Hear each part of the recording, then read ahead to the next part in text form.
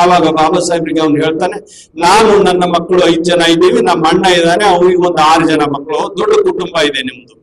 ಒಂದು ಕೆಲಸ ಮಾಡಿ, ಆ ಸತ್ವಧನವನ್ನ ಅದರಿಂದ ಬರ್ತಕ್ಕಂಥ ಎಲ್ಲ ಲಾಭವನ್ನ ನಿಮ್ಮ ಕುಟುಂಬದವರು ತೆಗೆದುಕೊಳ್ಳಿ. ಬೇಕಾದ್ರೆ ಮತ್ತೆ ನಾನು ಇವತ್ತು ದೊಡ್ಡ ವ್ಯಕ್ತಿ ಆಗಿದ್ದೀನಿ, ಕಾನೂನು ಮಂತ್ರಿ ಆಗಿದ್ದೀನಿ, ಬೇಕಾದ್ರೆ ನಿಮಗೆ ಸರ್ಕಾರದಿಂದ ಮತ್ತೆ 500 ರೂಪಾಯಿ ಹೆಚ್ಚಿಗೆ ಕೊಡಿಸ್ಲಿಕ್ಕೆ ನಾನು ವ್ಯವಸ್ಥೆ ಮಾಡ್ತೀನಿ. ಮಾಡ್ತೀಯಪ್ಪ ಕೆಲಸ? ಅವನಿಗೆ ಉತ್ತರ ಇಲ್ಲ. ಅದಕ್ಕೆ ಬಾಬಾ ಸಾಹೇಬ್ರು ಹೇಳ್ತಾ ಇದ್ದಾರೆ ಅವನಿಗೆ, ನನ್ನ ಜನರನ್ನ ಗೌರವದಿಂದ ಬದುಕೋದು ಏನು ಅಂತ ನಾನು ಹೇಳ್ಕೊಡ್ತಾ ಇದ್ದೇನೆ. ಲಾಭಕ್ಕಿಂತ ಗೌರವ ಮುಖ್ಯ ಅನ್ನೋ ಪಾಠವನ್ನು ನನ್ನ ಜನರಿಗೆ ಹೇಳ್ಕೊಡ್ತಾ ಇದ್ದೇನೆ. ಈ ಪಾಠ ನಮ್ಗೆ ಅರ್ಥ ಆದ್ರೆ ನಾವು ಬೌದ್ಧರು ಹಾಗೆ ಆಗ್ತೀವಿ. ನಿಮ್ಗೆ ಗೌರವ ಬೇಕಾ? ಬೌದ್ಧರಾಗಿ. ನಿಮಗೆ ಮರ್ಯಾದೆ ಬೇಕಾ? ಬೌದ್ಧರಾಗಿ. ನಮಗೆ ಸಿಗ್ತಕ್ಕಂತ ಸರ್ಕಾರದ ಸವಲತ್ತುಗಳನ್ನು ನಂಬಿಕೊಂಡು ನೀವು ಬದುಕ್ತಾ ಇದ್ದೀರಾ? ಈ ಸರ್ಕಾರ ಎಲ್ಲಿಯವರೆಗೆ ನಿಮ್ಗೆ ಸವಲತ್ತುಗಳನ್ನು ಕೊಡ್ಲಿಕ್ಕೆ ಶಕ್ಯ ಇದೆ? ಇವತ್ತು ಈ ದೇಶದಲ್ಲಿ ಎಂಥ ಘಟನೆಗಳು ನಡೀತಾ ಇವೆ ನೋಡ್ತಾ ಇದ್ದೀರಾ? ಇವತ್ತು ನಮ್ಮ ಕರ್ನಾಟಕದಲ್ಲೇ ಒಬ್ಬ OBC ಕ್ಯಾಂಡಿಡೇಟ್, OBC ವ್ಯಕ್ತಿ ಮುಖ್ಯಮಂತ್ರಿಯಾಗಿ 5 ವರ್ಷ ಪೂರೈಸಿದ್ದಾನೆ ಯಶಸ್ವಿಯಾಗಿ. ಇನ್ನೂ 5 ವರ್ಷ ಪೂರೈಸೋದಕ್ಕೆ ಬಿಟ್ರೆ ತೊಂದರೆ ನಮಗೆ ಇರ್ತಕ್ಕಂಥದ್ದನ್ನ ಏನೇನೆಲ್ಲ ಹುನ್ನಾರ ಇವತ್ತು ಈ ಕರ್ನಾಟಕದಲ್ಲಿ ನಡೆದಿದೆ. ಈ ಏನು ವೈದಿಕತೆ ಅಂತೀವಿ, ಏನು ಬ್ರಾಹ್ಮಣ್ಯ ಅಂತೀವಿ, ಅವರ DNA ಏನಿದೆ ಅಂತಂದ್ರೆ ನಮಗಿಂತ ಕಡಿಮೆ ಜನ ಇರೋದು ರಾಜ್ಯ ಆಳ ಕೂಡೋದು.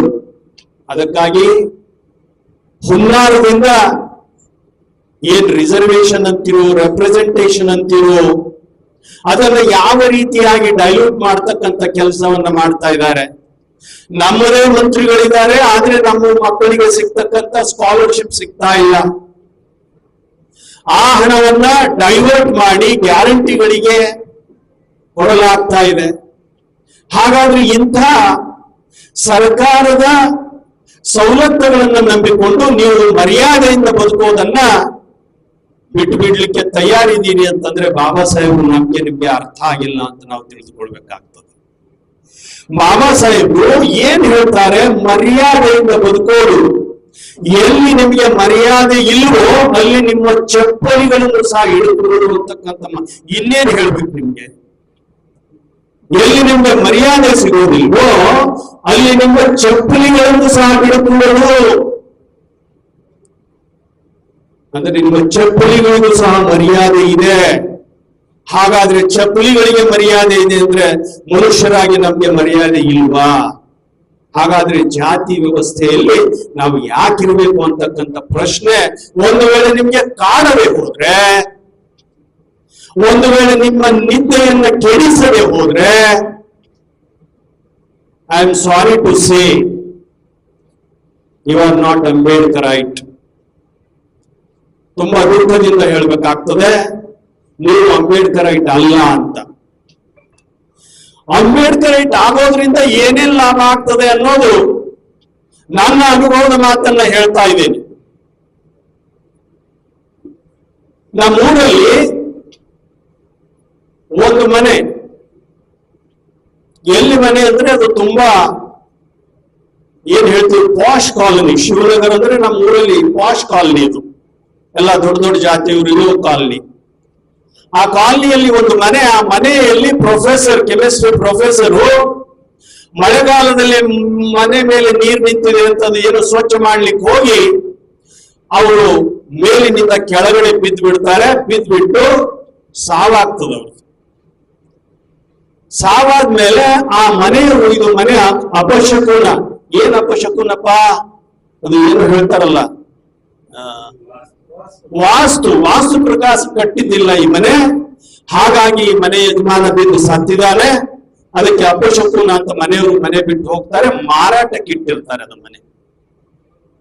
ಅವರು ಮೊದಲನೇ ಸಲ ಮಾರಾಟಕ್ಕೆ ಇಟ್ಟಾಗ 14 ಲಕ್ಷ ಅದ್ರ ಬೆಲೆ. 14 ಲಕ್ಷ ಇದ್ದರೂ ಸಹಿತ ಯಾರು ಆ ಕಡೆ ತಿರುಗಿ ನೋಡೋದಿಲ್ಲ. ಯಾಕೆ? ಅಪಶಕುನ.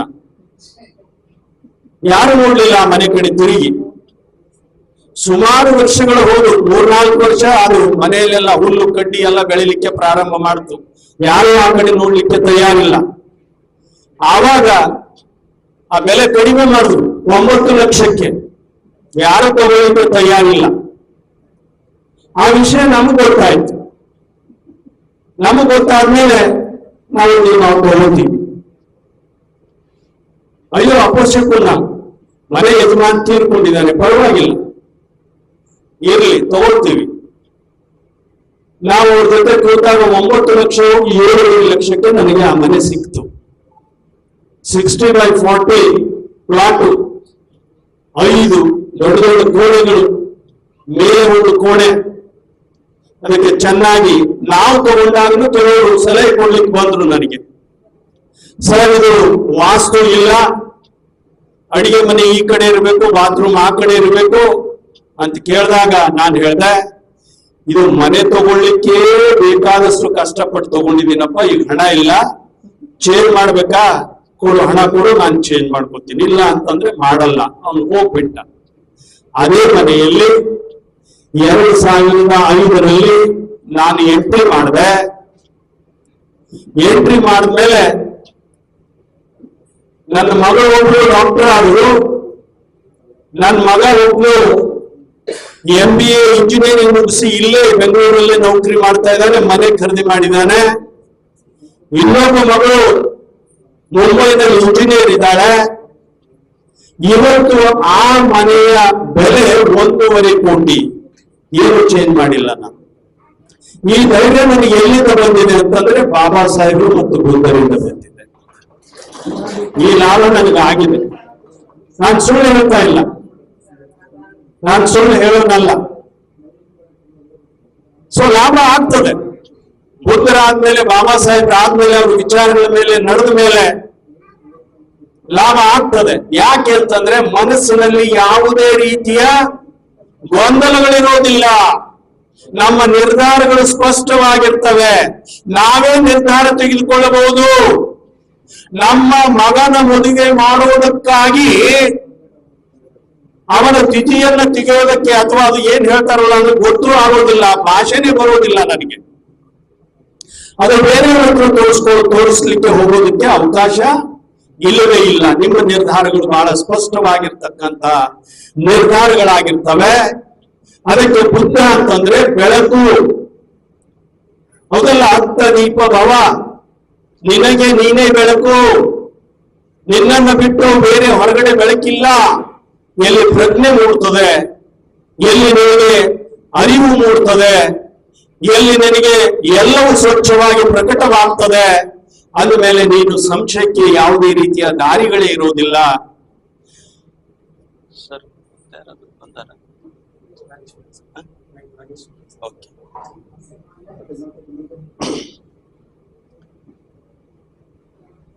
ಇನ್ನು ನಮ್ಮ ಮಹೇಶ್ ಸರ್ ಬರೋರಿದ್ದಾರೆ, ಮತ್ತೆ ಅವರು ಬರ್ತಾರೆ. ಅದಕ್ಕಿಂತ ಮುಂಚೆ ನಮ್ಮ ನಾಗೇಶ್ ಮೌರ್ಯ ಸರ್ ಅವರು ಸಹ ಮಾತಾಡ್ತಾರೆ.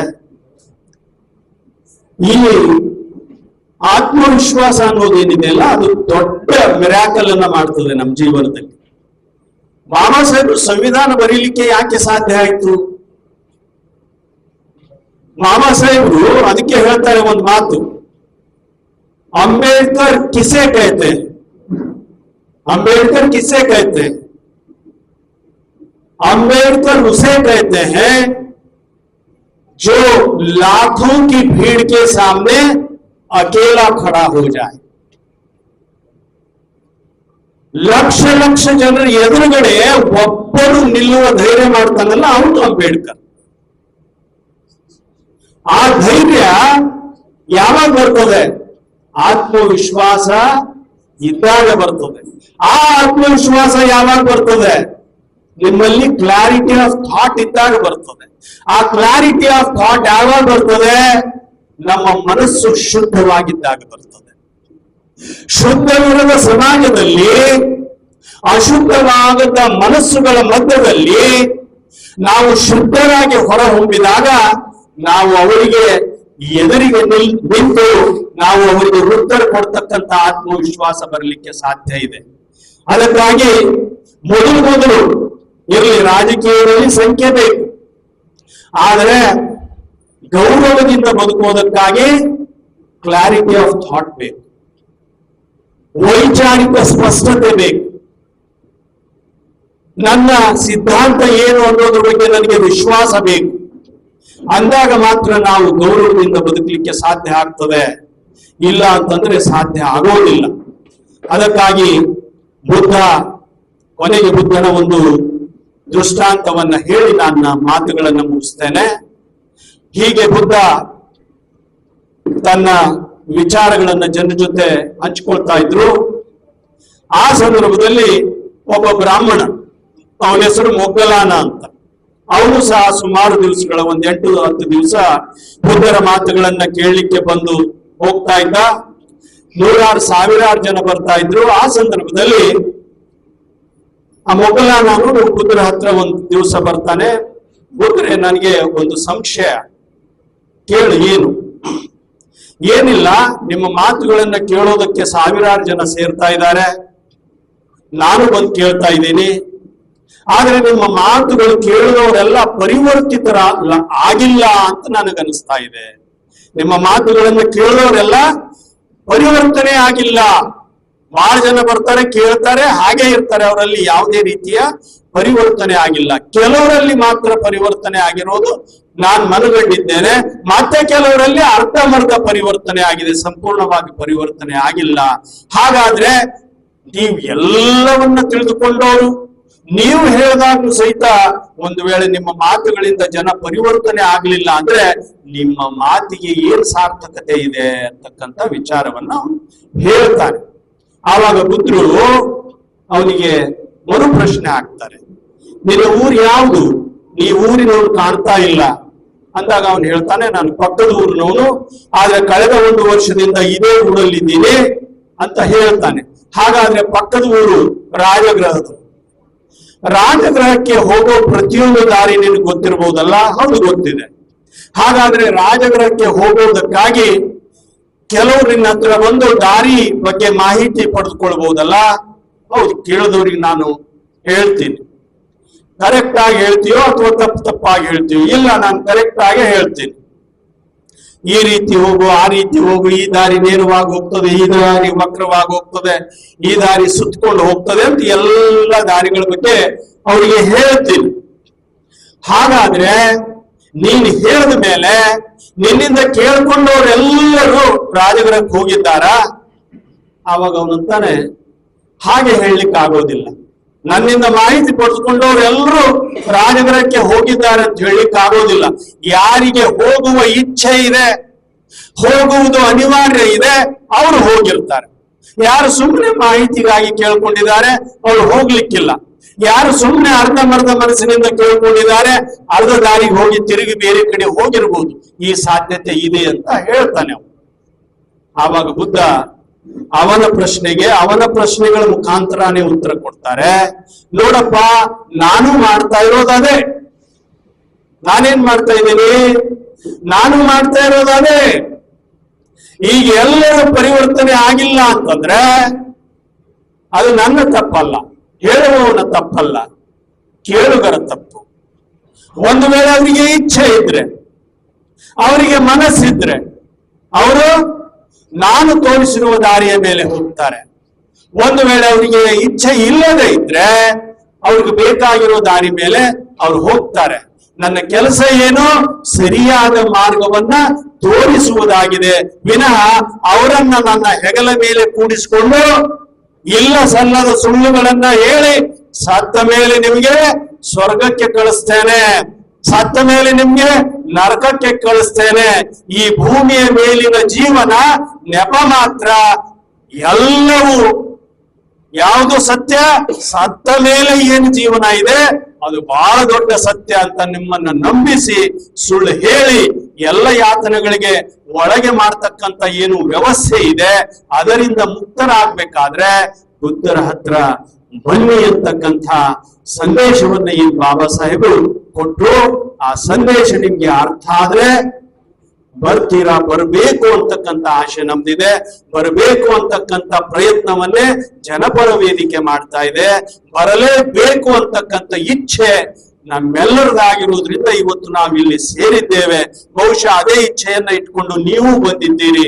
ನಿಮಗೆ ಅರ್ಥವಾಗಿದ್ದನ್ನ ಇಲ್ಲಿ ಯಾರು ಬಂದಿಲ್ಲ ಅವ್ರ ಜೊತೆ ಹಂಚಿಕೊಳ್ಳೋದ್ರ ಮುಖಾಂತರ ನಾವು ಬೌದ್ಧರಾಗೋಣ, ಬೌದ್ಧರೆಂದು ಬರೆಯೋಣ, ಬೌದ್ಧರಂತೆ ಕಾಣೋಣ, ಪ್ರತಿನಿತ್ಯ ಬೌದ್ಧರಂತೆ ಜೀವಿಸೋಣ ಅಂತಕ್ಕಂಥ ಮಾತುಗಳನ್ನ ಹೇಳಿ ನನಗೆ ಕರೆಸಿ ಒಂದು 4 ವಿಚಾರಗಳನ್ನ ಹಂಚಿಕೊಳ್ಳೋದಕ್ಕೆ ಅವಕಾಶ ಮಾಡಿಕೊಟ್ಟಿರ್ತಕ್ಕಂಥ ಎಲ್ಲರಿಗೆ ನನ್ನ ಜೈ ಭೀಮ್ ವಂದನೆಗಳನ್ನು ಸಲ್ಲಿಸಿ ನನ್ನ ಮಾತು ಮುಗಿಸ್ತೇನೆ. ಧನ್ಯವಾದ.